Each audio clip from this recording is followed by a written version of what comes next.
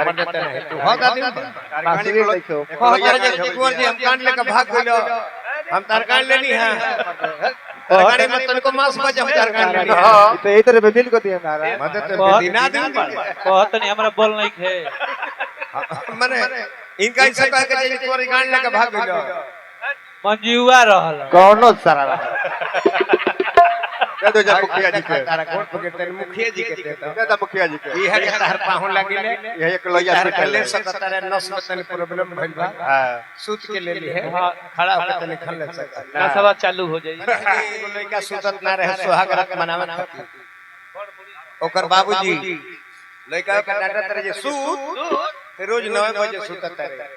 अभी तक 1 बज गई अते सुतले ना त लइका को कॉलेज पैसे नहीं लागी कपड़े पर हमर माई चौदार दिया हम हमरा नहीं लगी ये प्रसंग हो ये प्रसंग ऐसन भाषा से इस्तेमाल करता रह ये तहर बतिए के रिपीट करे में हमरा लाग इहो बोले पर बहिन के बियाह भइल बाकी कुत्ता हवे हां जी काट दियले हां तो तू तोर के कटब सुई लो अब सुई के इंतजाम कर हां कुकुर काट देला दिन तक काट ओकरा के दौड़ के काटो ना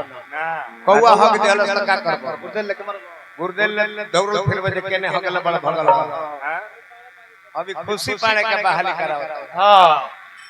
पिंकियो के लिए कर ले हां हां इहो पानी पाने के बहाली रहे हां हां बैसाख जेठ मन होने हां जी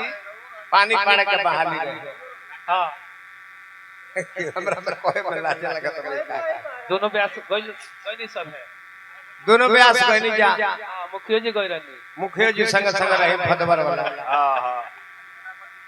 कहल जे पहले बुलाओ लो अभियंता जी के अच्छा आप एक साथ कितने बाल्टी पानी ला सकते हो हां तो कहले जे हम तो लंगड़ हैं हां जी हम सिर्फ कैसे कैसे एक बाल्टी उठा सकते हो डोलची में हां भागो यहां हटो हटो हटो राजेंद्र बाबू के नंबर आई हां